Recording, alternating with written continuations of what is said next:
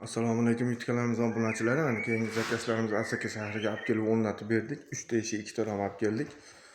O'rnatib bo'ldi, xudo xolasa, ko'rib turganinglardek. Lola pasonda ularimiz. Tepasida gullari bilan mana qorong'iligicha svet yo'ligiga jinday gilansli lak sachganmiz, yiltillab turadi. Matvi emas, gilansli sachganmiz. Oynalar germetiklangan, qora gulli oyna solib berganmiz eshiklarga. Romlarga oddiy solganmiz. Gilansli bo'lgani uchun yiltillab turadi bularimiz mana.